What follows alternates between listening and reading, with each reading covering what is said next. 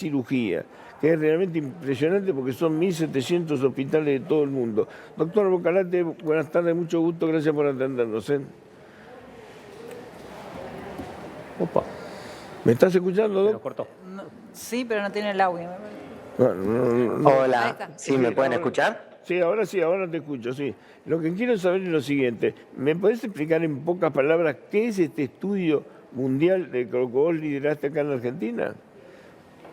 Sí, ante todo, bueno, muchas gracias por la invitación No. y para que la gente entienda brevemente el estudio, como vos decías, Chiche, básicamente involucró un trabajo mancomunado de más de 15.000 cirujanos, 140.000 pacientes de 1.700 hospitales de 116 países en el mundo, y lo que concluye básicamente un poco es cuánto yo debo esperar para realizarme una cirugía si es que he padecido COVID. Entonces, básicamente lo que resume el estudio es que uno debería esperar aproximadamente entre 6 y 7 semanas de haber padecido la infección por COVID para realizarme un procedimiento quirúrgico con el objetivo, obviamente, de disminuir principalmente la tasa de mortalidad y las complicaciones en el postoperatorio y eso durante la cirugía. obviamente se altera si fuera una cirugía de emergencia. Está descartado eso. Exactamente. O sea, vos decís que una cirugía programada. Chicos, ¿qué tiene que ver esa tapa ahí? Por favor, ¿pueden sacar esa tapa? No se entiende. ¿Pueden sacarlo, por favor? Confunde eso. Lo que vos decís entonces es lo siguiente, que, digamos, si se hace una cirugía programada, habría que esperar 7 semanas para que se estabilice el organismo y de ese modo no haya riesgo de mortalidad.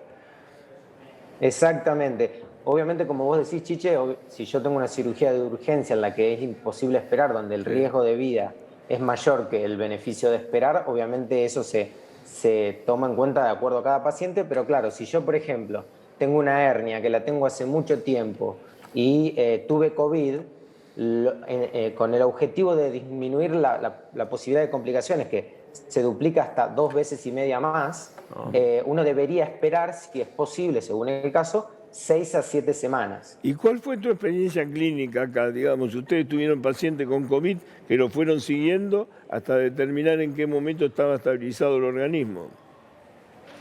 Claro, en realidad, particularmente en este estudio, lo que se hizo fue tomar pacientes que tenían durante octubre del año 2020 y se tomaron pacientes que tenían COVID al momento de la cirugía, pacientes que no tenían COVID al momento de cirugía, y se comparó básicamente entre ellos la tasa de mortalidad y las complicaciones.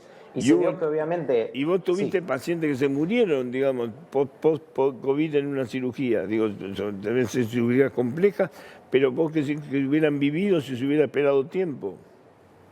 Sí, obviamente uno nunca lo va a saber, pero si la cirugía, como vos decís, es de urgencia, obviamente que uno tiene que siempre ponderar riesgo-beneficio y en ese caso obviamente hay que intervenirlo porque obviamente va a terminar falleciendo si uno no lo interviene en una causa urgente.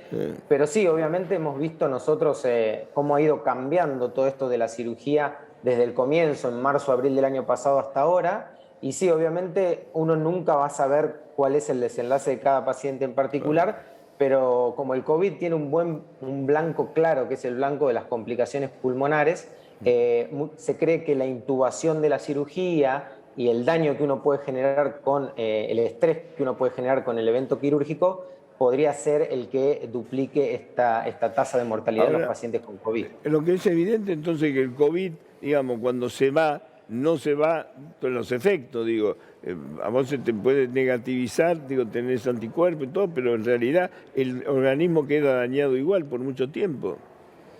Exactamente, ese es uno de los puntos que el estudio también vio, porque incluso los pacientes que negativizando el test, porque el test quizá puede estar a las 2 semanas, a las 3 semanas negativo, sin embargo el daño pulmonar o la respuesta inflamatoria y el del sistema inmune que genera este tipo de virus evidentemente es prolongado. De hecho, pacientes que incluso, el estudio vio que pacientes incluso después de las 7 semanas, pero que seguían teniendo síntomas, como vemos que algún grupo de gente tiene síntomas de manera más prolongada, incluso ellos también tenían más riesgo de mortalidad, aunque hayan negativizado el test.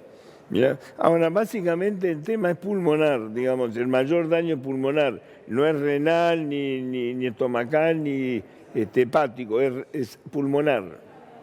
Claro, o sea, tienen muchos blancos, obviamente, a nivel general del cuerpo, pero las complicaciones pulmonares, problemas de distrés respiratorio, insuficiencia respiratoria, neumonía, es un blanco bastante claro porque, bueno, es un virus de transmisión respiratoria principalmente, ¿no? Es bárbaro, ¿eh? La verdad que es una experiencia, o No, sea pero que hay que... 2 veces. ¿Cómo? Es muy grande, 2 veces la diferencia de una persona, el peligro, Sí. es mucho. A ver, hay que estar llegando de 6, 7 meses, con lo Claro. cual digo, tenés que tener mucho tiempo. Pues el organismo queda dañado, evidentemente, por lo que dice el doctor Bocarate. Claro. Sí, exactamente. El estudio dice cuando los pacientes que no tenían COVID tenían un 1.5% de chances de mortalidad, que se vio que este aumentaba si yo lo operaba al paciente entre las 0 y 2 semanas o 0 y 4 semanas, donde la mortalidad era del 4%, luego caía nuevamente al 3 al 6% entre las 4 y 6 semanas, y luego de las 6 semanas la mortalidad regresa a la línea basal de 1.5%, que era como si no hubiese tenido COVID, digamos. Importantísimo. Es el riesgo Y de todo eso es procedimiento sobre quirúrgico. cuántos pacientes, me dijiste 150.000 pacientes. 140.000 pacientes alrededor de todo el mundo, o sea que es muy difícil sesgar ese estudio porque estás hablando de 116 países, de 1.700 O sea que esto hay que hospitales decirle distintos. a los pacientes y a los médicos, muchachos, si es una operación no urgente, aguanten tiempo, porque no conviene. Claro, o sea, eso siempre obviamente lo importante del mensaje para que la gente entienda es que si no es una cirugía programada y uno podría esperar, obviamente no es una decisión que tiene que tomar el paciente solo en su casa, sino que tiene que ir a un profesional y discutirlo con el cirujano, en este caso a cargo, y ver el riesgo-beneficio de cada caso. Ustedes han publicado en revistas científicas este estudio. Sí, se publicó en una revista bastante importante que se llama Anestesia, es una revista internacional donde obviamente plasma los resultados de esta investigación. Impresionante. Bueno, doctor, te agradezco mucho la gentileza, y te eligieron a vos, lo cual es muy importante. Vos sos un médico muy joven. Jovencito, sí. Muy joven.